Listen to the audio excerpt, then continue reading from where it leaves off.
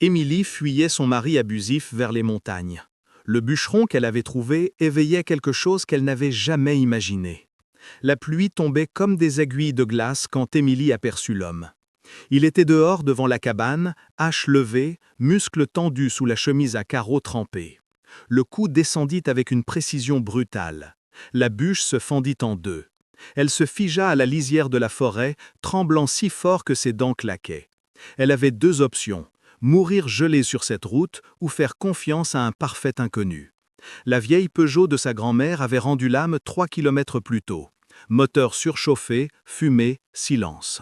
Émilie avait poussé cette voiture ancienne au-delà de toute limite raisonnable, roulant trop vite, gravissant des pentes trop raides, ignorant tous les signaux d'alarme.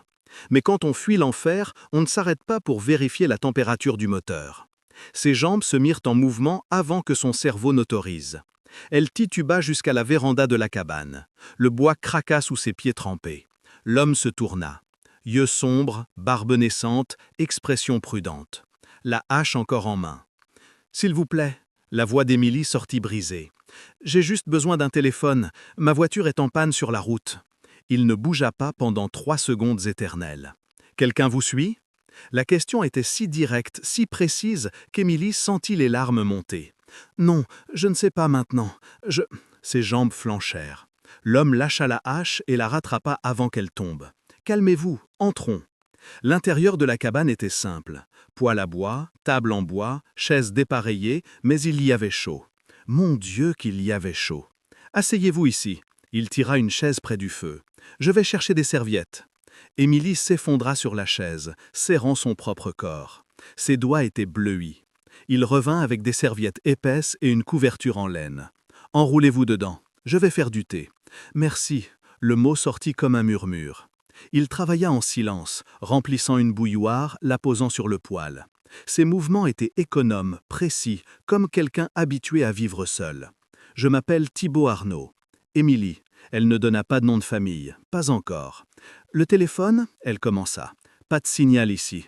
La tour la plus proche est à Chamonix. » La panique lui serra la gorge. « J'ai besoin d'avertir quelqu'un que je vais bien. Je peux vous y emmener demain. La tempête va empirer. » Il posa une tasse de thé sur la table près d'elle. « Pour l'instant, vous êtes en sécurité ici. » En sécurité ? Quand Émilie s'était-elle sentie en sécurité pour la dernière fois ? Elle sirota le thé, camomille avec du miel. Simple, réconfortant. « Votre voiture est très endommagée », Thibaut demanda, s'asseyant sur l'autre chaise. « Surchauffée. Je l'ai poussée trop fort. » Émilie fixa la tasse. « C'est une vieille, une Peugeot 205 de 88. Le mécanicien vient ici le mardi et le vendredi. Aujourd'hui, c'est jeudi. 8 jours. Elle devrait rester 8 jours. Je ne peux pas payer beaucoup, mais j'ai un peu d'argent. » Sa main alla instinctivement vers le sac à dos mouillé. L'argent était là. Chaque billet de 20, chaque pièce de 50 qu'elle avait économisé pendant des mois. Paiements en espèces au marché quand Raoul n'était pas avec elle. Désolé pour le lait, oui, gardez la monnaie. Petit mensonge, petite survivance, cachée dans un livre de sa grand-mère qu'il n'ouvrirait jamais. On verra ça plus tard. Thibaut se leva. « Vous avez besoin de vêtements secs. J'ai des chemises propres. » Il disparut dans une chambre au fond. Émilie regarda autour de la cabane.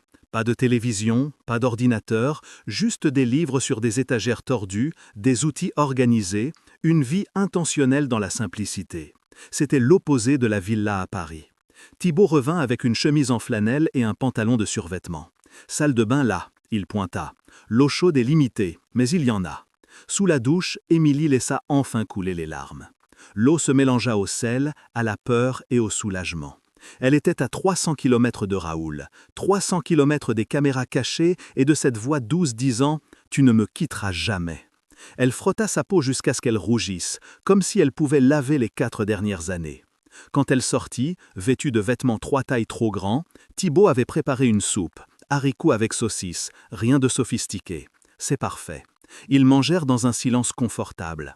Émilie ne se rappelait pas la dernière fois qu'un repas n'était pas accompagné de critiques. « Tu manges trop de glucides. Cette robe est trop serrée, non ? Tu devrais prendre plus soin de toi. »« Vous vivez ici seul ?» elle demanda enfin. « 5 ans. » Loin de tout. C'était l'idée. Il nettoya le bol.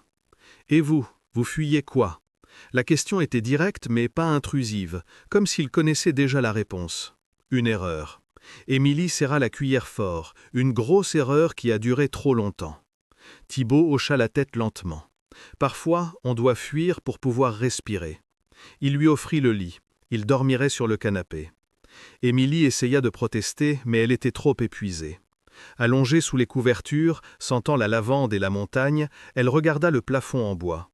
Pour la première fois en des mois, sa poitrine n'était pas serrée. Pour la première fois en des années, elle n'entendait pas la voix de Raoul dans sa tête, cataloguant ses défauts. Pour la première fois depuis qu'elle se souvenait, elle s'endormit sans peur. Dehors, la tempête rugissait. Mais à l'intérieur de la cabane, dans les montagnes, Émilie Dupont, enfin, respira. Émilie se réveilla au son de la hache contre le bois. Le soleil entrait par la fenêtre en faisceau doré. Il lui fallut 3 secondes pour se rappeler où elle était. Pas à Paris, pas avec Raoul, dans les montagnes. Son corps était détendu, sans le nœud permanent entre les omoplates, sans la tension à la mâchoire qui était devenue sa posture normale. Elle s'assit lentement, encore dans les vêtements empruntés de Thibaut. L'odeur du café venait de la cuisine. Par la fenêtre, elle le voyait. Chemise neuve, sèche cette fois. Chaque mouvement de la hache était contrôlé, efficace. Il ne gaspillait pas d'énergie, il exécutait simplement. Il y avait quelque chose d'hypnotique dans cette force tranquille. Émilie trouva du pain frais et du beurre sur la table. « Bonjour !» Thibaut entra, essuyant la sueur de son front. « Le café est prêt. Le pain est d'hier, mais il est encore bon. C'est plus que ce que j'espérais. » Elle se servit du café dans une tasse en céramique fêlée. « Merci pour tout. La tempête est passée. » Il se servit aussi, s'asseyant à la table. « Mais votre voiture aura besoin d'une dépanneuse. Comme je l'ai dit, le mécanicien ne vient que mardi et vendredi.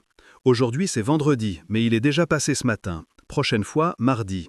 4 jours, minimum. Je peux payer pour l'hébergement. » Émilie dit rapidement. « Je ne veux pas être un fardeau. » Thibaut but une gorgée de café, pensif.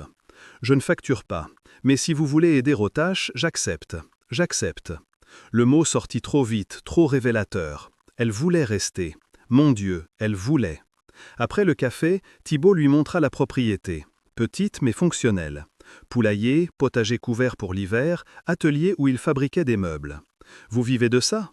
Émilie toucha une chaise à moitié finie. Le travail était beau, rustique mais raffiné. Meubles, miel, œufs que je vends à Chamonix et à Annecy. Il ajusta une planche. J'ai aussi la pension d'anciens pompiers. Ce n'est pas le luxe, mais ça suffit. Pompier, c'était à Paris, 12 ans. Émilie attendit, mais il n'élabora pas. Et maintenant, vous êtes ici. Et maintenant, je suis ici. Thibaut prit une lime. Parfois, on doit recommencer loin de tout. Elle connaissait ce ton. Traumatisme caché derrière des mots simples. Je comprends. Ils travaillèrent côte à côte le matin. Émilie organisa l'atelier pendant que Thibaut limait le bois. Le silence était confortable. Il n'avait pas besoin de remplir chaque seconde de conversation. Raoul ne permettait jamais le silence. Il y avait toujours de la musique qu'il choisissait, toujours la télévision au volume qu'il préférait, toujours sa voix expliquant comment elle devait penser, sentir, exister. Ici, le silence était paix. « Puis-je demander quelque chose ?» Thibaut arrêta de limer. « Bien sûr. La personne dont vous fuyez, il sait où vous êtes ?» Ce n'est pas une personne. Thibaut avait déjà compris. « Non. J'ai laissé le portable, pris la voiture qu'il ne connaissait pas. Émilie tente une boîte de clous. Mais il va chercher, il est tenace. Il vous blessait ? La question était directe mais douce, pas comme vous le pensez. » Émilie posa la boîte sur l'étagère. Il n'a jamais levé la main, mais il avait d'autres façons. Thibaut hocha la tête lentement. « Je connais ce type. Vous connaissez ? Vu des appels parfois. Mari charmant devant les voisins, femme avec un regard mort. » Il reprit la lime. Les pires ne laissent jamais de marque visible. Émilie sentit quelque chose se briser dans sa poitrine. Quelqu'un la croyait, sans questionner, sans demander de preuves.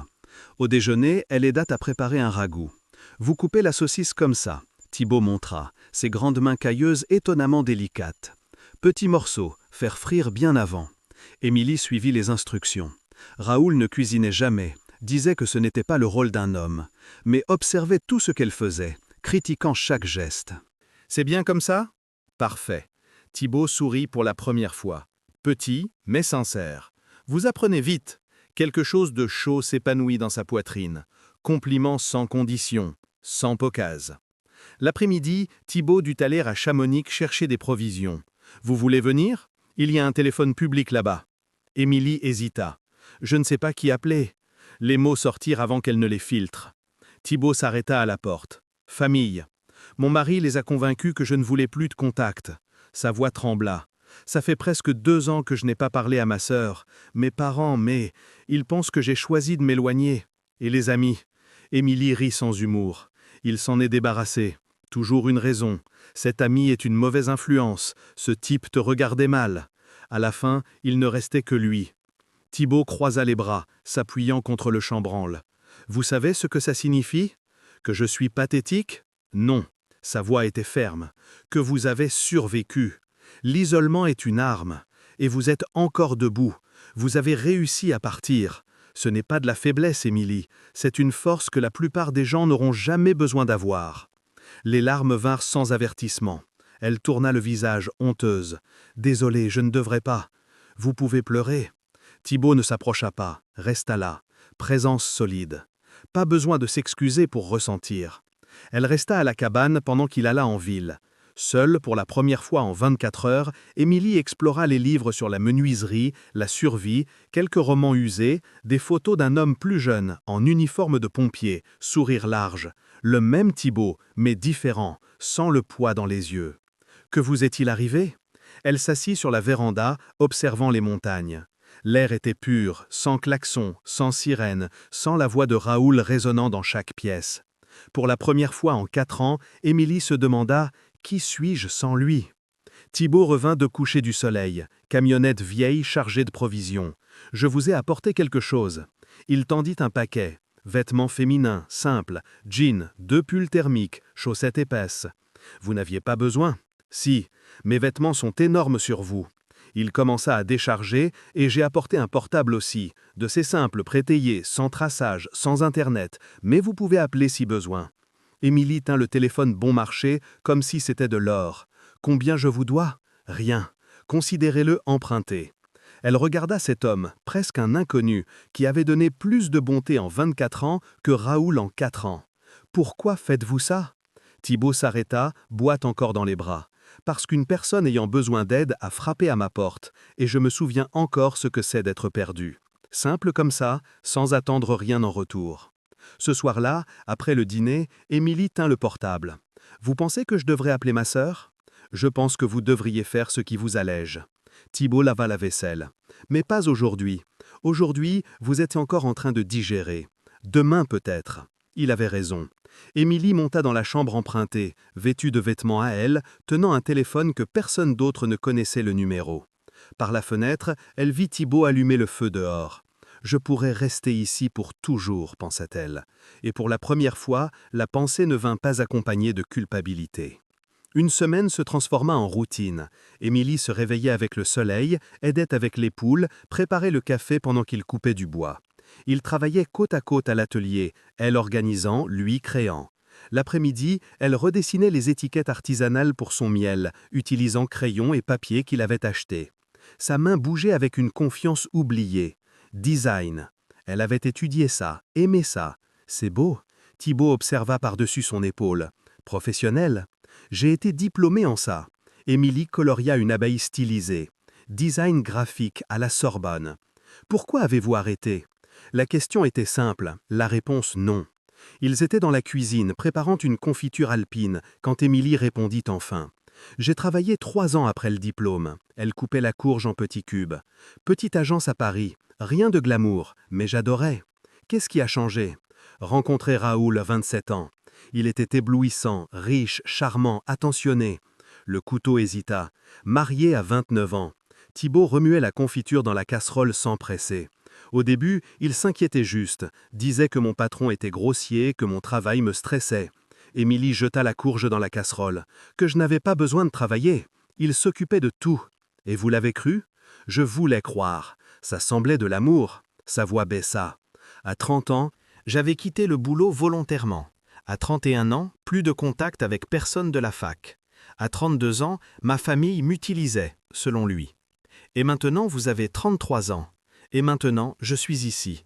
Elle regarda ses propres mains. 4 ans de mariage. 4 ans à disparaître petit à petit. Thibaut éteignit le feu, se tourna complètement vers elle. Il frappait. Non, jamais. Émilie s'appuya contre l'évier, mais il avait des caméras cachées dans notre chambre, des traceurs sur tout ce que je portais, surveillaient mon compte bancaire, mes vêtements, mon poids. Émilie, il me faisait me sentir folle. Je questionnais ma propre mémoire. Les larmes menacèrent. Il disait que des conversations n'avaient jamais eu lieu, que j'étais parano, que j'avais besoin d'aide.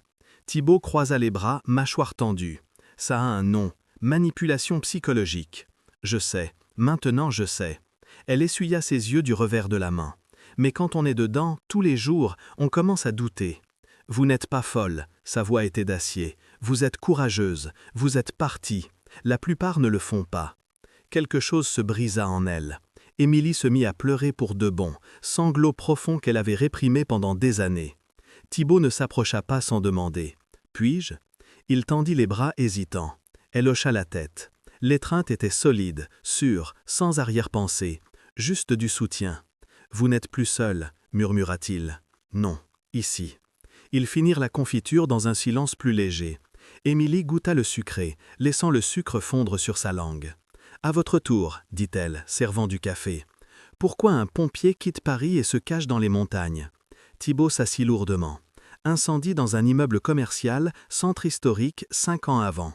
Elle attendit. J'étais commandant de l'équipe, 6 hommes, dont mon meilleur ami, Raphaël. Sa voix devint distante. La structure semblait stable. J'ai donné le signal d'entrée. Thibaut s'effondra sur tous les 6.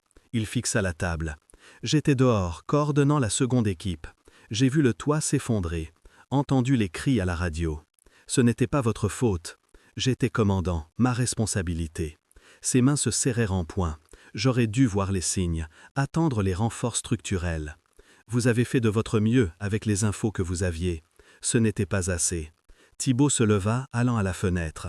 Raphaël avait une fille de 3 ans. Elle m'appelait oncle. M'appelait. Émilie s'approcha lentement. C'est pour ça que vous êtes ici. Je me suis isolé. Punition. Il regarda les montagnes. Je pensais qu'en m'éloignant de tout le monde, je ne pourrais plus blesser personne. Mais vous, vous blessez vous-même. Je le mérite. Non. Émilie toucha son bras légèrement. Vous ne le méritez pas. Comme je ne méritais pas ce que Raoul a fait. Thibaut se tourna, yeux dans les siens. On fait la paire, hein? 2 fugitifs? Peut-être. Elle sourit faiblement. Mais au moins on fuit ensemble. Ce soir-là, ils s'assirent sur la véranda avec la confiture encore tiède et du café fort. Les étoiles étaient impossibles, des millions, sans pollution lumineuse pour rivaliser. « Vous allez rentrer ?» Thibaut demanda. « À Paris ?» « Je ne sais pas, je ne veux pas. » Émilie serra la couverture plus fort. « Mais je ne peux pas me cacher pour toujours. » Ce n'est pas se cacher, c'est se protéger. Quelle différence? Cacher, c'est de la peur, protéger, c'est un choix. Il but une gorgée de café. « Vous avez choisi de partir, ce n'est pas de la lâcheté. » Émilie le regarda.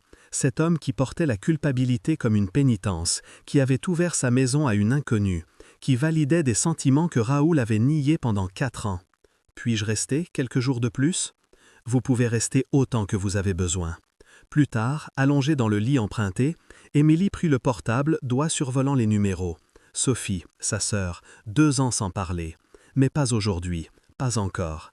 Elle avait besoin d'être plus forte, plus sûre. Émilie rangea le téléphone et se tourna vers la fenêtre. Dehors, Thibaut vérifiait le bois une dernière fois avant de dormir, sa silhouette découpée contre la lune. Elle pensa à Raoul, à sa voix douce disant « Tu ne me quitteras jamais ». Mais ici, dans cette cabane dans les montagnes, avec un homme qui demandait la permission avant d'étreindre, qui validait la douleur au lieu de la nier, qui offrait de l'espace au lieu d'une cage. Ici, Émilie commençait à croire que peut-être, juste peut-être, elle pouvait s'appartenir à nouveau. Et pour la première fois en 4 ans, elle s'endormit avec quelque chose ressemblant à de l'espoir, réchauffant sa poitrine. Le matin suivant, Émilie se réveilla à l'odeur de pain frais. Elle descendit et trouva Thibaut dans la cuisine, farine sur les mains. Petit sourire au visage. « J'ai pensé que vous aimeriez apprendre. Faire du pain? Pourquoi pas ?» Elle rit sincèrement, sans filtre, sans peur. Le son les surprit tous les deux. Émilie couvrit sa bouche, yeux écarquillés. « Quand avez-vous ri comme ça pour la dernière fois ?» Thibaut demanda doucement. Elle pensa, fouilla sa mémoire, ne put se rappeler. Les larmes vinrent, mais cette fois plus légères. « Venez !» Thibaut tendit la main couverte de farine. « Faisons du pain, recommençons. » Émilie prit sa main et, pour la première fois en des années, se permit de croire qu'un recommencement était possible. La seconde semaine apporta une transformation silencieuse. Émilie n'était plus une invitée, elle faisait partie de la routine. Elle se réveillait avant Thibaut parfois, commençait le café, nourrissait les poules sans instruction. Ses mains, autrefois douces et soignées, avaient maintenant de petits cals, marque de travail réel. « Venez !» Thibaut apparut après le café, sac à dos sur l'épaule. « Je veux vous montrer quelque chose. » Ils marchèrent sur un sentier étroit, montant entre les pins centenaires. « Sortez ici !» Thibaut s'arrêta près d'une plante basse. « Mélisse, pour les maux d'estomac, la nervosité. » Émilie s'accroupit, touchant les feuilles délicates. « Comment avez-vous appris tout ça ?»« Voisin d'ici, monsieur Dumont. Il a 82 ans, né dans ces montagnes. » Thibaut cueillit quelques branches soigneusement. « Il m'a enseigné à survivre quand je suis arrivé.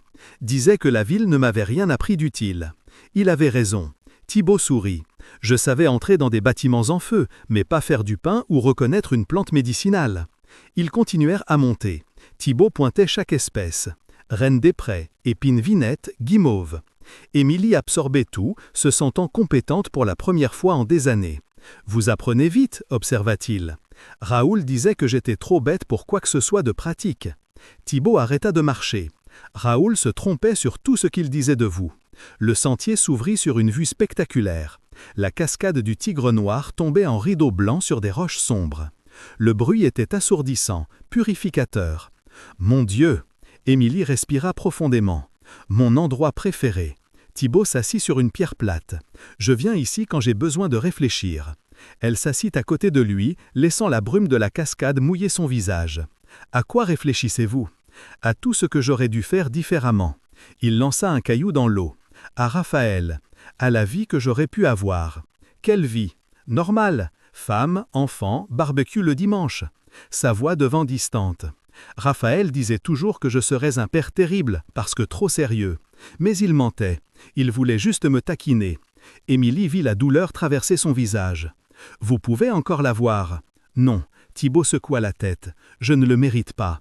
6 familles ont perdu des pères, maris, fils à cause de moi, à cause d'un accident, à cause de ma décision. » Ils restèrent en silence, juste le bruit de l'eau entre eux. « Et vous ?» Thibaut demanda enfin. « Quel rêve avez-vous abandonné ?»« Le design, créer des choses. » Émilie serra ses genoux. « Je voulais mon propre studio, travailler sur des identités visuelles, aider de petites entreprises. » « Pourquoi ne l'avez-vous pas fait ?»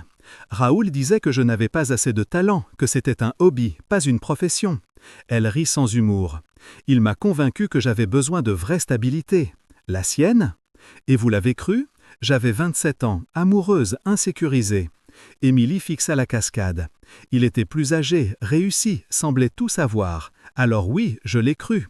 Thibaut se tourna vers elle. « Vous avez encore 33 ans. Ce n'est pas tard. » « Non, non. » Il était ferme. « Vous avez juste besoin de décider de recommencer. » Au retour, le chemin était glissant de la brume. Émilie posa le pied mal sur une pierre mouillée.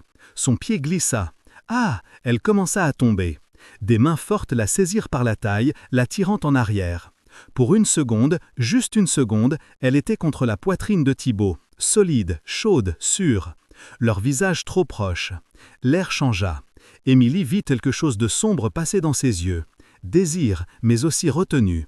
Thibaut la lâcha immédiatement, reculant d'un pas. « Vous allez bien ?» Sa voix sortit plus rauque. « Oui, merci. » Ils continuèrent à marcher, mais quelque chose avait changé.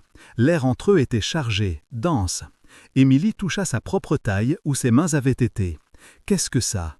Le dîner fut silencieux, pas inconfortable, mais lourde de non-dits. Émilie monta tôt, prétextant fatigue de la randonnée. Mais la vérité était autre. Elle avait besoin de distance, besoin de traiter la chaleur qu'elle avait sentie quand il l'avait rattrapée. « Non, je ne peux pas. C'est trop tôt, trop mal. » Elle s'allongea, regardant le plafond en bois. « Mais mon Dieu !» Ça faisait si longtemps que quelqu'un ne m'avait pas tenue comme ça, comme si j'importais, comme si j'étais précieuse. Le cauchemar vint à 3 heures du matin. Raoul était dans la cabane, souriant ce sourire. « Tu pensais pouvoir me quitter ? Tu es à moi, Émilie. Toujours été, toujours sera. » Il avançait, elle courait, mais ses jambes ne fonctionnaient pas. La cabane se transformait en la villa à Paris, toutes les portes verrouillées, toutes les fenêtres grillagées. Tu ne me quitteras jamais. Émilie se réveilla en criant, sueur froide, cœur battant, mains tremblant violemment. Des coups doux à la porte. « Émilie, vous allez bien ?» La voix de Thibaut, réelle, sûre. « Je n'arrive pas à arrêter de trembler. Désolé, cauchemar. » Puis-je entrer ? Elle hésita une seconde. Oui. Thibaut ouvrit la porte lentement, lumière du couloir derrière lui.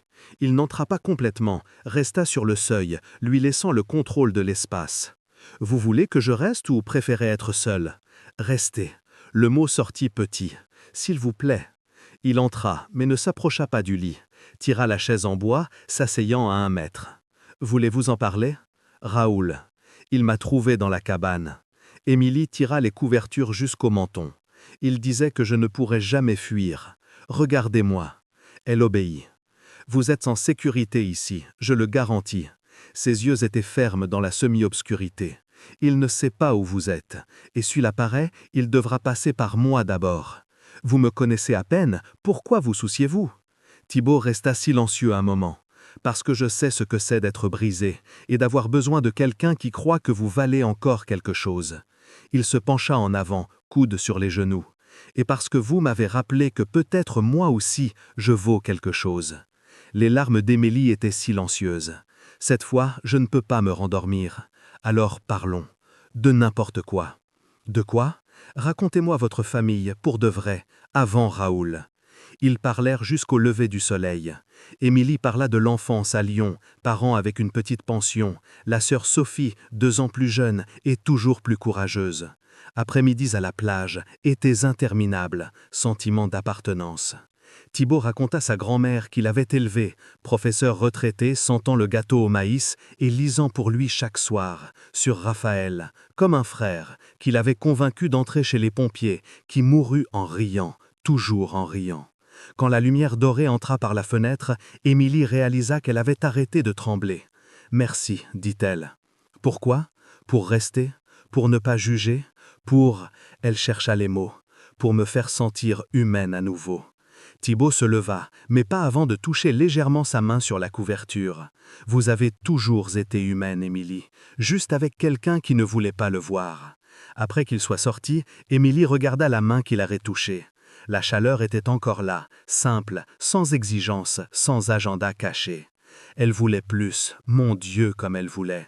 Mais la peur était plus grande, la peur que toute chose bonne soit éventuellement détruite, la peur qu'elle ne sache plus comment être aimée sans être contrôlée. « Il est différent, » murmura une voix. « Tous paraissent différents au début, » répondit une autre. Émilie se leva, regardant par la fenêtre. Thibaut était dehors, commençant le travail du jour, comme s'il n'avait pas passé la nuit éveillé à veiller sur elle. Et Émilie réalisa quelque chose de terrible et merveilleux à la fois. Elle tombait amoureuse, et ça la terrifiait plus que n'importe quel cauchemar avec Raoul. Si cette histoire de guérison dans les montagnes vous émeut, comme elle m'émeut en la narrant, abonnez-vous à la chaîne pour recevoir plus de récits qui inspirent le courage. C'est simple et ça nous permet de continuer. Dans les commentaires, partagez une plante médicinale imaginaire que vous cueilleriez pour guérir une blessure du cœur. Votre idée pourrait bien aider quelqu'un à trouver sa propre force. Émilie tend le portable, simple comme une bombe, prête à exploser. 3e semaine dans la cabane. Le numéro de Sophie était enregistré en mémoire. Elle s'en souvenait encore, même après 2 ans. « Vous n'avez pas besoin de vous précipiter, » dit Thibaut de la cuisine, lui laissant de l'espace. « Je sais, mais ses doigts composaient déjà. 3 sonneries, 4. Allô ? » La voix de Sophie était identique, exactement identique. Émilie ne put parler. « Allô ? Qui est-ce ? » « So. » Le mot sortit brisé. « C'est moi. » Silence absolu. Puis, « Émilie, Émilie. Mon Dieu, Émilie, c'est vraiment toi. C'est moi. » Sophie se mit à pleurer, sanglots profonds, désespérés. « Où es-tu? Tu vas bien? Raoul disait que tu ne voulais plus nous parler, que nous étions toxiques, mais je savais. » Je savais qu'il y avait quelque chose de louche. So, arrête. Respire. Émilie pleurait aussi maintenant. Il mentait. Je n'ai jamais dit ça. Il m'a isolée de vous. J'ai essayé d'appeler au début, mais il interférait toujours, avait toujours une excuse. Et après sa voix défaillit. Après, j'ai abandonné. Où es-tu maintenant? Reviens à la maison, on te protège. Pas encore. Émilie essuya son visage. J'ai fui lui, fui pour de bon, et j'ai besoin de rester cachée pour l'instant. Elles parlèrent 1 heure. Sophie raconta comment Raoul les avait convaincus graduellement qu'Émilie avait changé, qu'elle était trop occupée avec sa nouvelle vie, qu'elle les stressait, comment il avait toujours une explication parfaitement raisonnable pour chaque appel non retourné. On l'a cru. Sophie sanglota. « Je suis désolée, Amy, on aurait dû insister plus. »« Ce n'est pas votre faute. Il est bon là-dedans. Manipulé. » Émilie regarda par la fenêtre, voyant Thibaut travailler à l'atelier. « Mais je suis sortie et je vais bien aller. »« Tu es seule? »« Non, avec un ami. » Sophie resta silencieuse. « Un ami? »« Oui, quelqu'un qui m'a aidé. » Émilie sourit faiblement. « Quelqu'un de bien. » « Reste en sécurité, ok? Et appelle-moi encore, s'il te plaît. Je le ferai, promis. » Après l'appel, Émilie trouva Thibaut sur la véranda. Comment c'était? Douloureux? Libérateur. Elle s'assit à côté de lui. Elle a tant pleuré. Elle pensait que j'avais choisi de m'éloigner. Mais maintenant, elles savent la vérité. Oui, maintenant. Émilie respira profondément. Thibaut, vous pensez que je devrais chercher de l'aide professionnelle, comme une thérapie? Je pense que ce serait bien, mais seulement si vous le voulez. Je le veux. Elle était ferme. Je veux comprendre ce qui m'est arrivé, réparer ce qui l'a brisé. Thibaut prit son vieux laptop. Cherchons quelqu'un alors. Docteur Martine Fontaine consultait par vidéo, spécialisée en trauma et abus domestiques. La première session fut le matin suivant. Émilie s'assit dans la chambre, laptop sur les genoux, mains moites. La thérapeute apparut à l'écran. Femme noire d'environ 47 ans, sourire doux, mes yeux perçants. « Émilie, dites-moi pourquoi vous êtes ici. » Et Émilie raconta tout, les caméras cachées, les traceurs, la façon dont Raoul tordait ses mots jusqu'à ce qu'elle questionne sa propre santé mentale, l'isolement graduel, l'érosion lente de tout ce qu'elle était. Docteur Martine écouta sans interrompre. À la fin, elle se pencha vers la caméra. « Émilie, vous savez que rien de ça n'était votre faute, hein? Je sais que je devrais le savoir. Non, pas intellectuellement, émotionnellement. » La thérapeute était ferme. Vous avez été victime d'abus psychologiques systématiques. Gaslighting, isolement, contrôle coercitif, ce sont des tactiques délibérées. Mais je l'ai laissé faire? Non, il l'a fait. Vous avez survécu. Docteur Martine nota quelque chose. Et maintenant, vous reconstruisez. Ce n'est pas de la faiblesse, c'est un courage extraordinaire. Quand la session finit, Émilie était épuisée. Elle trouva Thibaut dans la cuisine préparant le déjeuner. Comment c'était? Lourd. Elle s'assit. Mais nécessaire. Vous avez beaucoup pleuré. Bien. Il coupait la viande pour le ragoût. Ça veut dire que vous traitez vraiment. Émilie l'observa. Mains assurées, mouvements précis, présence solide. Thibaut, puis-je demander quelque chose? Toujours. Pourquoi êtes-vous si patient avec moi? Il arrêta de couper, la regardant. Parce que vous méritez la patience, la gentillesse, quelqu'un qui attende que vous soyez prête. Et si je ne le suis jamais, alors j'attends quand même. Ils cuisinèrent ensemble ce soir-là, préparant un ragoût avec saucisses fumées. La cuisine était chaude, odeur d'ail et de viande, musique basse sur la vieille radio. Émilie rit de quelque chose que Thibaut dit, une blague nulle sur du riz brûlé. Le son les surprit à nouveau, mais cette fois, elle ne s'arrêta pas. Thibaut la regarda comme s'il voyait le soleil pour la première fois. « Vos cheveux, dit-il soudain. « Quoi? Vos cheveux sont magnifiques. Je l'ai toujours pensé. » Émilie toucha ses mèches rousses instinctivement. Raoul les détestait, disait qu'ils étaient trop voyants, vulgaires, voulait que je les teigne en brun. Raoul était aveugle. Thibaut fit un pas plus près. « Puis-je? » Il tendit la main lentement, lui laissant le temps de refuser. Émilie hocha la tête. Ses doigts écartèrent une mèche tombant sur son visage, touchant légèrement sa joue. L'air changea, comme à la cascade, mais plus intense maintenant. Émilie, sa voix rauque. « Puis-je vous embrasser? » Son cœur s'emballa. Il a demandé. Il demande. Oui. Le baiser fut lent. Thibaut tint son visage d'une main, l'autre ferme mais douce à sa taille. Sa bouche chaude et attentive. Il l'embrassait comme si elle était précieuse. Émilie fondit. Quand ils se séparèrent, elle tremblait. Vous allez bien demanda-t-il immédiatement. C'était trop. Je peux arrêter? Non, n'arrêtez pas. Elle le tira vers elle. S'il vous plaît, n'arrêtez pas.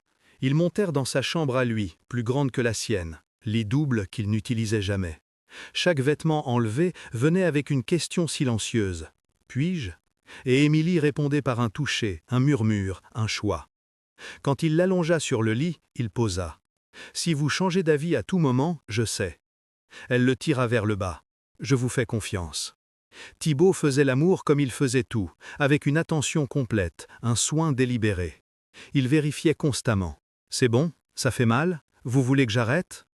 Et Émilie, pour la première fois en des années, sentit un désir genu. Pas obligation, pas performance, pas peur déguisée en participation, juste choix, juste plaisir, juste connexion réelle. Quand ce fut fini, elle se mit à pleurer. Thibaut se retira immédiatement, inquiétude sur le visage. « Je vous ai blessé? » « Non. » Émilie rit entre les larmes. L'opposé. « Je pensais que cette partie de moi était morte, qu'il m'avait tué en moi. Il n'a rien tué. » Thibaut essuya ses larmes du pouce. Juste enterré. « Et vous déterré ?»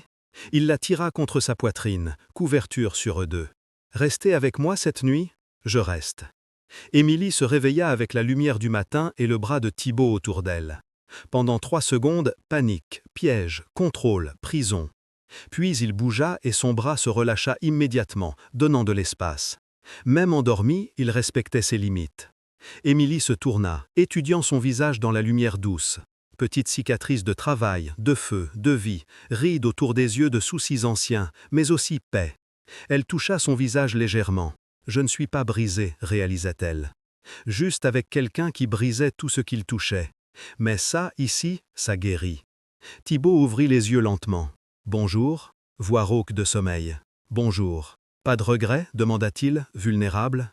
Émilie l'embrassa. Réponse claire. « Aucun. » Mais dehors, à 300 km, Raoul Beaumont était assis dans le bureau d'un détective privé. « Je l'ai trouvé. » Le détective poussa des photos sur la table. Alpes françaises, région de Chamonix. Raoul étudia les images. Péage, caméra de sécurité, une vieille Peugeot. Vous êtes sûr? Absolument. Raoul sourit. Ce sourire qu'Émilie connaissait si bien. Excellent. Préparez tout, je vais chercher ma femme. Un mois complet dans les montagnes. Émilie était à la table de la cuisine, laptop ouvert, travaillant sur un logo pour la coopérative d'artisans locaux. Son premier client payant depuis qu'elle avait quitté Raoul. Qu'en pensez-vous? Elle tourna l'écran vers Thibaut. Il analysa le design. Lignes nettes, couleurs naturelles, typographie respirant Alpes françaises. C'est parfait, professionnel. Vous devez dire ça. Vous dormez avec moi. Thibaut sourit. Ce sourire rare qui apparaissait plus souvent. Je dors avec vous et je dis la vérité. Émilie sauva le fichier, fermant le laptop. Ils avaient une routine maintenant. Elle travaillait le matin, design freelance, via des plateformes en ligne sous nom faux. L'après-midi aidait Thibaut à l'atelier. Le soir, cuisinaient ensemble, parlaient, faisaient l'amour avec la gentillesse qu'elle apprenait à attendre. C'était presque. J'ai besoin d'aller à Chamonix chercher du matériel. Thibaut prit les clés de la camionnette. Vous voulez venir? Émilie hésita. Elle avait évité la ville pendant des semaines, peur d'être reconnue, de laisser des traces, mais elle était fatiguée de se cacher. Oui. Chamonix était une petite ville montagnarde, rue principale avec commerces locaux, touristes occasionnels allant au canyon. Ils s'arrêtèrent à la scierie d'abord. Thibaut discutait avec le propriétaire sur des types de vernis, pendant qu'Émilie attendait dehors. C'est alors qu'elle vit le poteau au coin, papier plastifié, protégé de la pluie. Son visage, disparu. Émilie Beaumont, 33 ans, cheveux roux, yeux verts, peut-être confuse ou désorientée. Si vue, contactée.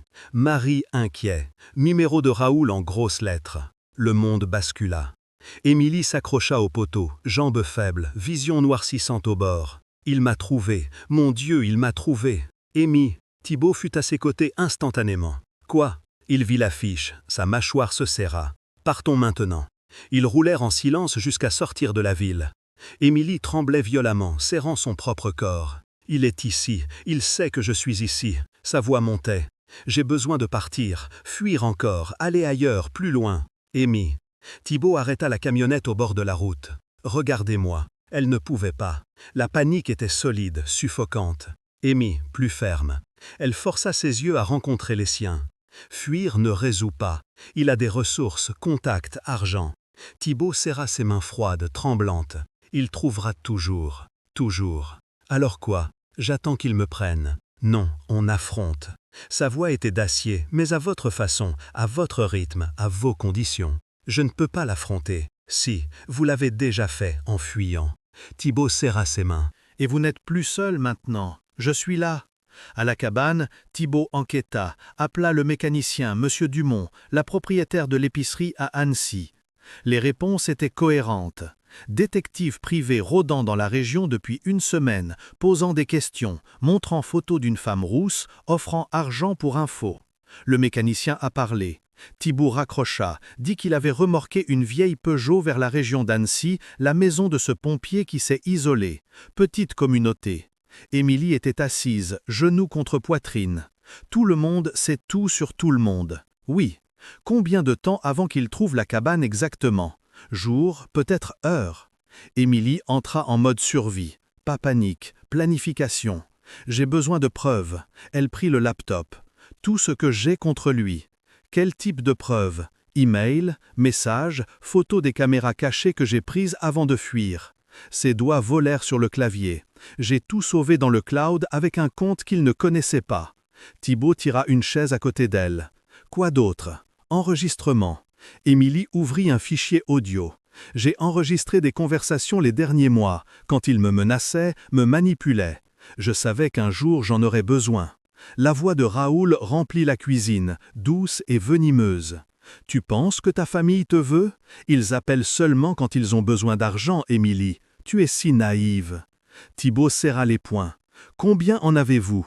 Heures, mois de manipulation documentée. C'est bon, c'est de la munition. Ils travaillèrent jusqu'à la nuit. Émilie compila tout. Capture d'écran de messages où Raoul contrôlait chaque aspect de sa vie, photos des caméras cachées, email à sa famille sabotant les relations, relevés bancaires montrant comment il surveillait chaque centime. « C'est assez ?» demanda-t-elle. « Pour un procès pénal, peut-être pas. Abus psychologique dur à prouver. » Thibaut analysa les documents, mais pour détruire sa réputation, absolument. Il valorise l'image par-dessus tout. Alors on utilise ça.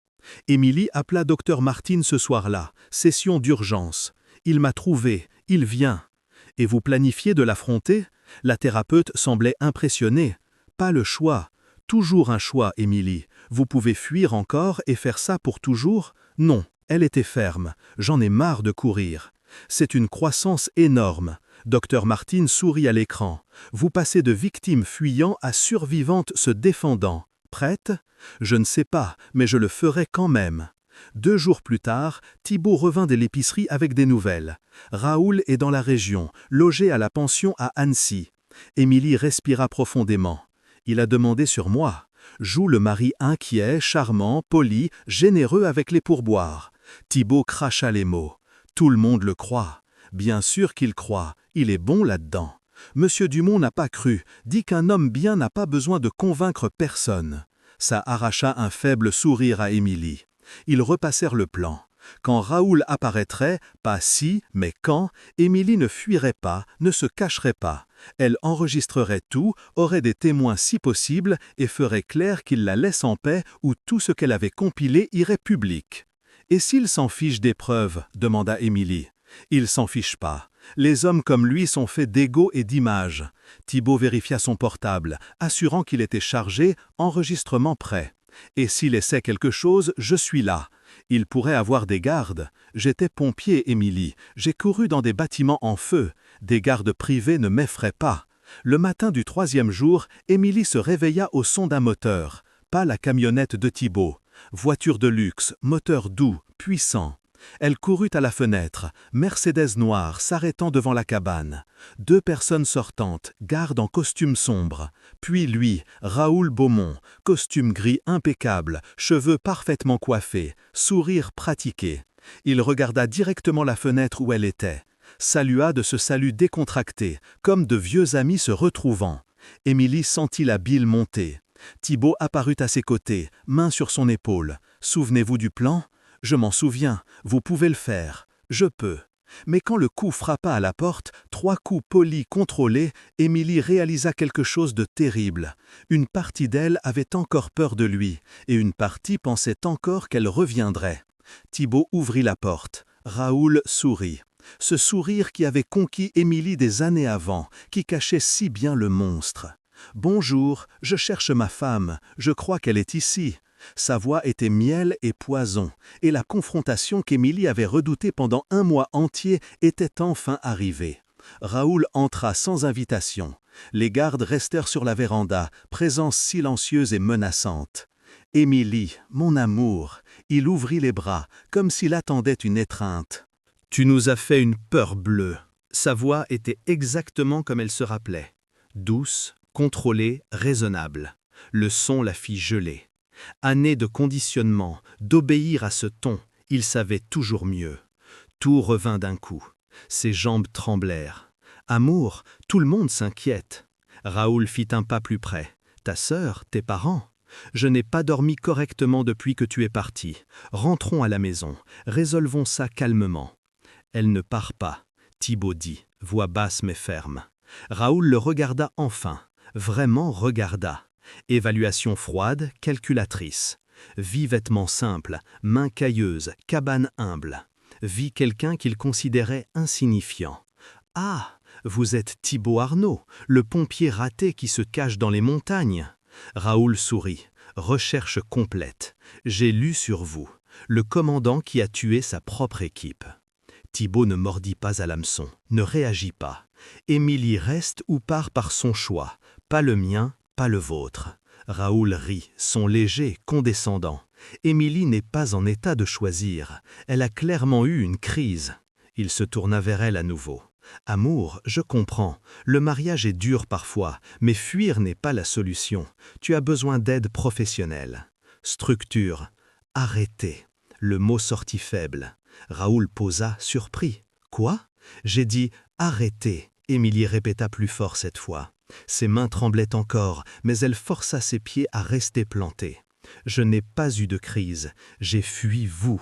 Vous ne savez pas ce que vous dites. »« Je sais exactement ce que je dis. » Elle sortit le portable de sa poche. « Et vous allez m'écouter maintenant. » Raoul vit le téléphone, caméra pointée sur lui. Son expression changea. Juste un peu, mais assez. « Tu m'enregistres. » « Oui. Comme vous m'avez enregistré pendant des années sans que je sache. » Émilie tint l'appareil ferme.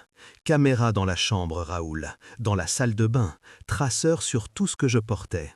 C'était pour ta sécurité. Mensonge. Elle coupa. C'était du contrôle. C'était une prison. Raoul regarda Thibaut puis elle, calculant, changeant de stratégie. « Amour, cet homme te met des idées dans la tête. » « Non. » Émilie fit un pas en avant. « Vous avez mis des idées dans ma tête pendant 4 ans. M'avez fait croire que j'étais folle, incompétente, que personne ne me voulait sauf vous. Je t'aimais. Vous me contrôliez. » Sa voix montait. « Saboter ma carrière, ma famille, mes amitiés, m'isoler complètement jusqu'à ce que je ne sache plus qui j'étais sans vous. » Le masque de Raoul craquait. « Tu es ma femme, tu as des devoirs, des responsabilités. » « Je ne suis pas votre propriété. » Émilie pleurait maintenant, mais ne s'arrêta pas. « Je ne l'ai jamais été. Vous m'avez juste fait croire ça. » Raoul se tourna vers Thibaut, abandonnant toute prétense. « Qui pensez-vous être? Un pauvre dans le milieu de nulle part? Venin pur, je vous détruis d'un appel. Vous n'avez pas idée à qui vous avez affaire. Je sais exactement. » Thibaut croisa les bras. Un petit homme qui a besoin de briser les autres pour se sentir grand. Raoul avança. Les gardes bougèrent à la porte, mais Thibaut ne recula pas. Se positionna à côté d'Émilie, pas devant, pas protégeant, mais soutenant. La dame a dit qu'elle ne part pas. Je pense que monsieur devrait respecter ça. Raoul respira profondément, se recomposant. Quand il parla à nouveau, la voix était glace. « Émilie, tu penses vraiment pouvoir me quitter, survivre seule ?» Il pointa autour. « Regarde où tu es, une cabane au milieu de nulle part, avec un homme que tu connais à peine. Combien de temps avant que tu réalises l'erreur? La seule erreur a été de rester avec vous si longtemps. Vous n'avez rien, pas d'argent, pas de maison, pas de carrière. J'ai des preuves. Émilie interrompit. Raoul gela. Quoi? Preuve? Email manipulateur, messages, photos des caméras cachées, enregistrement audio. Elle tint le téléphone plus ferme. Mois de documentation de votre abus psychologique. C'est gaslighting, isolement, contrôle coercitif. Émilie récita. Ma thérapeute m'a appris les termes légaux. Thérapeute. Le mot le frappa. Et tu penses que quelqu'un va croire? Je suis respectée, réussie pour l'instant. Elle fit un pas plus près. Mais imaginez quand vos clients verront les emails, quand les médias sauront des caméras cachées, quand le monde que vous chérissez découvre quel type d'homme vous êtes vraiment. Raoul resta très silencieux, calculant, évaluant risque. Tu me fais du chantage. Je me protège. Émilie corrigea. Il y a une différence. Émilie, sois raisonnable. J'ai déjà contacté l'avocate. Procédure de divorce commence la semaine prochaine. Sa voix était ferme. Maintenant, vous signez sans contester. Laissez-moi vivre ma vie et je ne publie rien.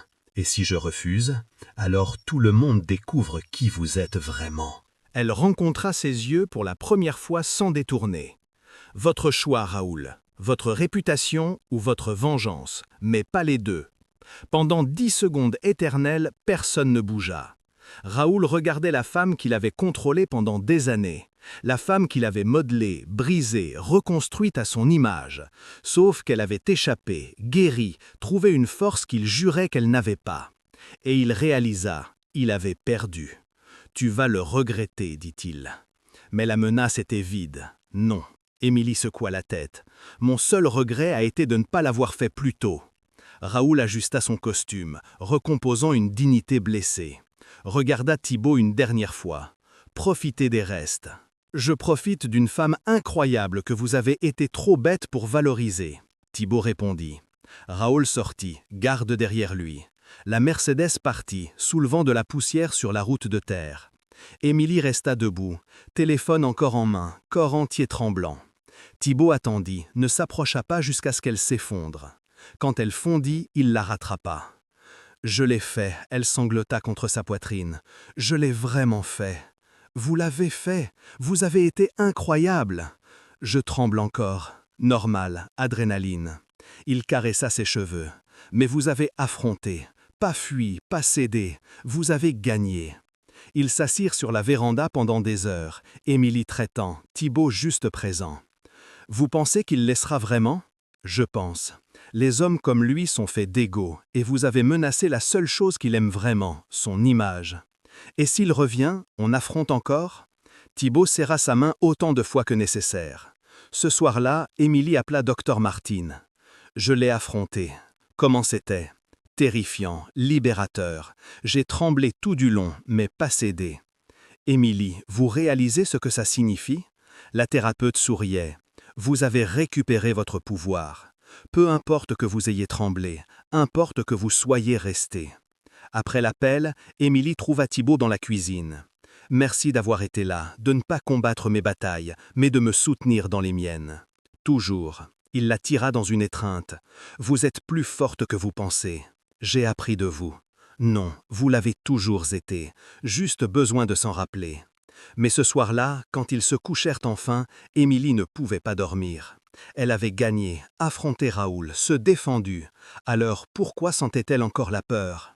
C'est normal, Thibaut murmura dans le noir, comme lisant ses pensées. Le trauma ne disparaît pas parce que vous avez gagné une fois, mais chaque jour, ça s'allège. Promis? Promis. Et tenue dans ses bras, Émilie dormit enfin sans cauchemar, juste paix. Les semaines suivantes furent des montagnes russes. Certains jours, Émilie se réveillait légère, confiante, capable de rire à son reflet dans le miroir. D'autres jours, le poids revenait. Panique sans raison, peur de sons inconnus, certitude que Raoul reviendrait. C'est normal, Dr Martin répétait dans les sessions hebdomadaires. Le trauma n'a pas de ligne droite, a des pics et des vallées. Mais j'ai gagné. Et votre cerveau traite encore 4 ans d'abus. La thérapeute se pencha. Soyez patiente avec vous. Sophie vint la 3e semaine. Émilie l'attendit à l'entrée d'Annecy, nerveuse comme une ado. Quand la voiture s'arrêta et sa sœur sortit, elles restèrent figées 3 secondes. Puis Sophie courut.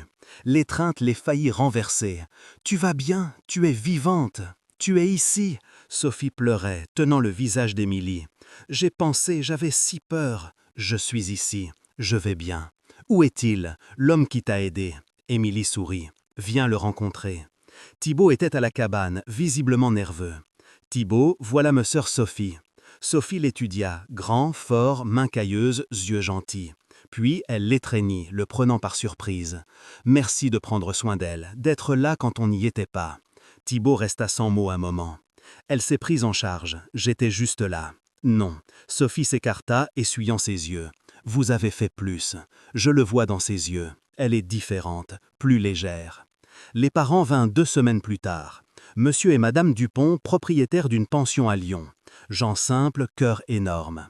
La mère d'Émilie pleura en la voyant. « Ma fille, ma petite !» Elle touchait le visage d'Émilie comme pour s'assurer qu'elle était réelle. « On a tant fauté, on aurait dû voir, insister plus. » « Pas votre faute. » Émilie serra ses mains.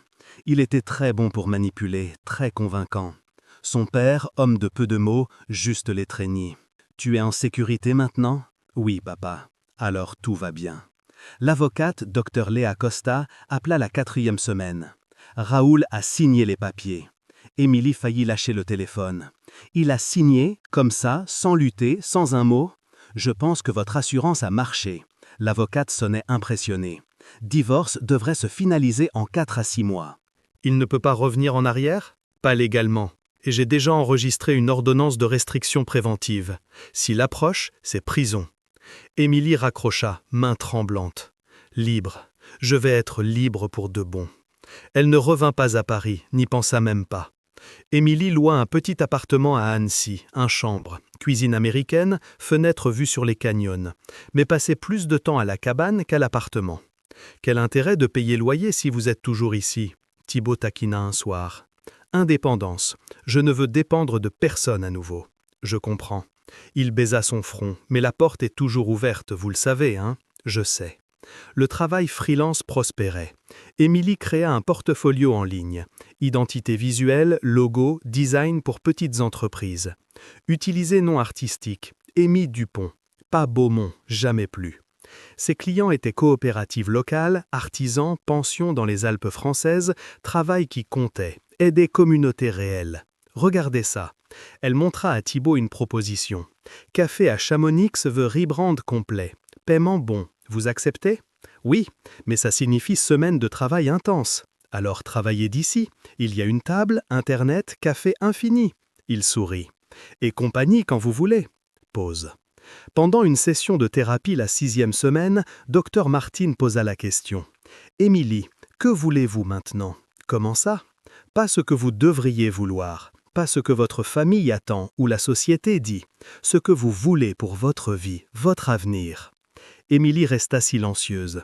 Personne ne l'avait demandé en des années, peut-être jamais. « Je veux continuer le design, bâtir une carrière réelle à mes termes. » Commença lentement. Garder contact avec ma famille, reconstruire ces ponts. Et personnellement, je veux... Elle hésita. Un amour qui ne suffoche pas, qui me laisse respirer, grandir, qui me respecte comme égal, pas comme possession. Et vous l'avez? Émilie pensa à Thibaut, comment il demandait permission, respectait limites, soutenait sans contrôler. Je pense que oui. Alors pourquoi avez-vous encore peur? Les larmes vinrent. Parce que je ne fais pas confiance à mon propre jugement. Je pensais que Raoul était l'amour aussi au début. Mais vous étiez différente alors, plus jeune, moins expérimentée. Dr Martine était douce, plus ferme. Et maintenant, vous avez des outils. Thérapie, conscience, limites saines, vous savez reconnaître les signaux d'alarme. Et si je me trompe encore? Et si vous avez raison? Thibaut changeait aussi. Avec l'encouragement d'Émilie, il se reconnecta avec d'anciens collègues pompiers. Premier appel fut dur. Il arriva à peine à parler, mais ils l'accueillirent avec joie, sans jugement. « On ne t'a jamais blâmé, Thibaut », Charles, ancien collègue, dit par vidéo. « Accident arrivé, structure échouée, pas ta décision qui les a tués. Mais j'étais commandant, et tu as pris décision avec info que tu avais. C'était malchance, tragédie. » Charles était ferme. « Arrête de te punir. Raphaël n'aurait pas voulu ça. » La fille de Raphaël, maintenant 8 ans, envoya un dessin. Pompier combattant le feu. Et dans le coin, écrit en lettres tordues, « Oncle Thibaut, papa t'aimait. » Thibaut pleura en lisant ça. Émilie le tint, le laissant enfin, se permettre de pleurer sans culpabilité. « Tu n'as plus besoin de te cacher, murmura-t-elle. Tu as payé assez de pénitence. » « Comment sais-tu ? » ?»« Parce que j'ai payé pour des erreurs qui n'étaient pas miennes. » Elle essuya ses larmes. « Et on mérite plus que ça. Mérite de vivre pour de bon. » À la fin de la 8e semaine, ils étaient sur la véranda, soleil couchant peignant le ciel en orange et rose. « Émilie, » Thibaut commença. « Oui, reste. »« Je reste déjà. Je passe plus de temps ici qu'à mon appartement. »« Pas reste pour de vrai. » Il se tourna vers elle. « Pas en visite, pas parfois. Construis ta vie ici, avec moi, définitivement. » Le cœur d'elle accéléra. Thibaut sans pression. « Si pas prête, je comprends. Mais je voulais que tu saches. » Il prit sa main. « Que je te veux ici toujours. Pas parce que j'ai besoin de te soigner, mais parce que tu me fais vouloir vivre à nouveau. » Émilie sourit à travers les larmes. « Je restais déjà. »« Quoi ? » ?»« Je restais déjà. J'attendais juste que tu m'invites proprement. » Thibaut rit, son genou léger. « Alors c'est oui, c'est oui. » Ce soir-là, ils firent l'amour différemment. Pas juste désir, pas juste guérison, mais engagement, choix conscient, avenir en construction. Après, allongés ensemble, Émilie traça les cicatrices sur sa poitrine. « On fait la paire, hein ? 2 survivants ?»« Non, » Thibaut corrigea. « 2 survivants qui choisissent de vivre, pas juste survivre. J'aime ça. Moi aussi. » Émilie prit le portable, ouvrant message pour Sophie. « Décidez de rester dans les Alpes pour de bon avec lui. Je suis heureuse, So. Pour la première fois en des années. Vraiment heureuse. » Réponse vint vite. « Alors reste et sois heureuse. Tu le mérites. Mon Dieu, comme tu le mérites. » Thibaut était à la fenêtre, regardant les étoiles. « À quoi penses-tu » demanda Émilie. « Qu'il y a 5 ans, je suis venue dans les montagnes pour mourir lentement, me punir jusqu'à ne plus rien sentir. Et maintenant ? Maintenant, je veux vivre, vraiment vivre. » Il revint au lit, s'allongeant à côté d'elle. « Et c'est grâce à toi. » « Non. » Émilie toucha son visage. « C'est grâce à nous, on s'est sauvés mutuellement. » « Je pense que oui. » Ils dormirent enlacés, fenêtre ouverte, air froid de la montagne remplissant la chambre. Et pour la première fois, tous deux rêvèrent non du passé, mais d'avenir. Un avenir qu'ils construisaient ensemble, brique par brique, choix par choix, jour par jour. Un avenir où l'amour ne prisonnait pas, libérait. 6 mois plus tard, le printemps arriva dans les Alpes françaises. Fleurs sauvages couvraient les champs autour de la cabane, jaunes, violettes, blanches, créant tapis vivants ondulants avec le vent. Émilie était dans le nouveau bureau, ajouté à la cabane pendant l'hiver, petit mais fonctionnel, fenêtre énorme vue sur les montagnes, table en bois que Thibaut avait faite spécialement pour elle. Elle finalisait un logo pour la coopérative d'artisans d'Annecy, 23 membres incluant Thibaut. Travail communautaire significatif aidant gens réels. Son business freelance prospérait, clients de toutes les Alpes françaises, certains de Paris, même de Lyon. Liberté créative et financière jamais expérimentée. Elle était Émy Dupont, designer graphique, travailleuse autonome, femme indépendante. Plus Émilie Beaumont, jamais plus. Café. Thibaut apparut à la porte, 2 tasses en main. Toujours. Elle sauva le fichier, tournant la chaise. Il avait de la sciure dans les cheveux, sourire tranquille au visage. Avait passé le matin à l'atelier sur commande de table pour restaurant à Chamonix. Son business grandissait aussi. Le site qu'Émilie créa attirait clients de tout l'État, meubles rustiques sur mesure, chaque pièce unique signée. Par richesse, durabilité, satisfaction, vie construite à leur terme. La cabane était différente. Outre le bureau, ils avaient agrandi le salon, ajouté véranda couverte, rénové la chambre. Travail fait par les deux. Thibaut avec les mains, Émilie avec design et planification. Leur maison. Pas la sienne, la leur. Sophie appelle tout à l'heure. Émilie prit le café. Veux te parler d'une commande pour la pension de mes parents ? Plus de meubles, lits, chevets, peut-être grande table pour petit déjeuner. Thibaut siffla. Grosse commande. Ils te font confiance et veulent t'aider. Elle sourit. La famille fait ça. Famille. Émilie parlait à Sophie presque tous les jours. Appels, messages, visites mensuelles. Les parents venaient tous les 6 semaines, apportant nourriture, histoire, amour que Raoul avait coupé pendant des années. Elle avait même reconnecté avec amis de la fac, certaines amitiés perdues, trop de temps passé, mais d'autres ressurgissaient, fragiles mais réelles. Comment vas-tu demandait toujours, inquiétude génuine. Mieux, beaucoup mieux. Et c'était vrai. Le divorce s'était finalisé le mois précédent. Docteur Léa appela avec la nouvelle. Officiellement dissous, tu es libre.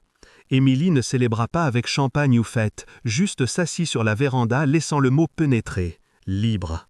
Raoul n'avait rien contesté, accepté terme, signé papier, disparu. Elle sut par Sophie qu'il s'était remarié. Vite, seulement 4 mois après la séparation, Émilie reconnut le pattern. Homme comme Raoul ne restait pas seul, avait besoin de quelqu'un à contrôler. Silencieusement, elle espérait que la nouvelle femme s'échappe plus vite, reconnaisse signaux avant de perdre années.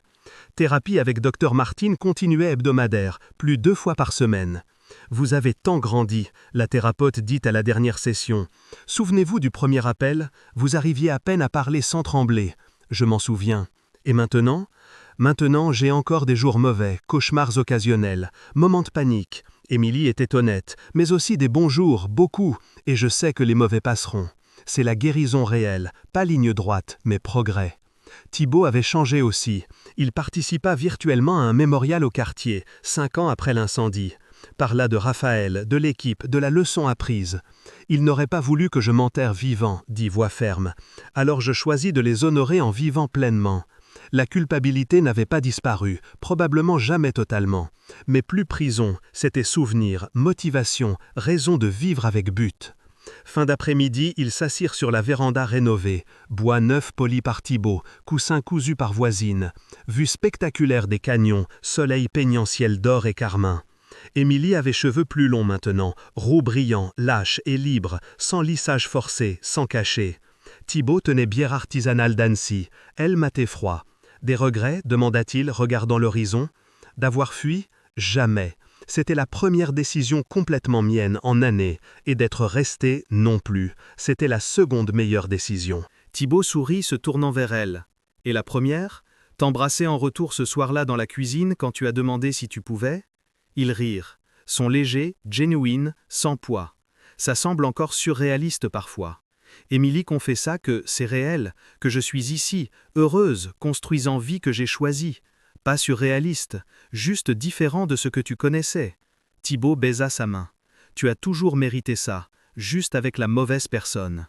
Et maintenant avec la bonne ? J'espère. Oui, elle était ferme. Tu me laisses respirer, me soutiens sans suffoquer, même sans me prisonner. C'est la seule façon d'aimer vraiment. Le soleil toucha le bord des canyons, lumière dorée inondant tout. « Que penses-tu qu'on ferait si on ne s'était jamais rencontrés ?» demanda Émilie. « Moi, probablement encore coupé du bois seul, portant culpabilité jusqu'à mourir. » Thibaut pensa. « Et toi ? Peut-être encore à Paris, ou fuyant encore et encore, sans jamais arrêter de courir. Mais on s'est rencontrés. On s'est rencontrés. » Elle posa la tête sur son épaule et se sauvait mutuellement. Ils n'avaient pas toutes les réponses. Émilie faisait encore thérapie, avait encore jours où panique surgissait de nulle part, vérifiait encore compulsivement nouvelles sur Raoul. Parfois Thibaut se réveillait encore, rêvant de feu et cris, portait encore cicatrices, certaines visibles, d'autres non, mais ils avaient quelque chose de réel. Partenariat basé sur respect, amour n'exigeant pas reddition d'identité, intimité construite sur confiance, pas contrôle. Et pour la première fois dans leur vie, tous deux sentaient qu'ils étaient exactement où ils appartenaient. « Sais-tu ce que j'ai appris ?» dit Émilie, observant les premières étoiles apparaître. « Quoi ? Que la guérison n'est pas destination, c'est voyage. » Elle se tourna vers lui. « Et que l'amour vrai ne te sauve pas, tu dois te sauver toi-même. Alors à quoi sert l'amour vrai ? À être fondation sûre pendant que tu te reconstruis ? À tenir quand tu trébuches ? À célébrer quand tu te lèves ?» Elle sourit. « Tu as été ça pour moi, et tu as été ça pour moi. » Thibaut la tira plus près. On s'est reconstruit ensemble. La nuit tomba complètement, ciel explosant en étoiles. Dedans la cabane, lumières allumées, l'art, vie qu'ils choisissaient, avenir qu'ils écrivaient jour après jour. Pas parfait, mais le leur, et ça était plus que suffisant. Émilie regarda les montagnes qu'il avait cachées, protégées, guéries. « Merci », elle murmura au vent, pour avoir fui, pour avoir trouvé, pour être resté, pour avoir enfin appris à s'appartenir. Thibaut serra sa main, et ils entrèrent ensemble à la maison, pour paix, pour amour qui libérait au lieu de prisonner, pour la vie qui valait la peine d'être vécue. Et vous, qu'avez-vous pensé de l'histoire d'Émilie et Thibaut? Cette odyssée de fuite, guérison et reconstruction a-t-elle touché votre âme? Rejoignez-nous en vous abonnant à la chaîne. Imaginez, c'est comme allumer un feu chaleureux dans votre quotidien, pour plus d'histoires qui illuminent. Dans les commentaires, ouvrez votre cœur, partagez une histoire personnelle de renaissance ou ce que cette narrative vous a enseigné sur la force intérieure, et dites-nous si vous avez aimé pour qu'on sache comment mieux vous inspirer. Vos mots créent une communauté où chacun peut respirer librement.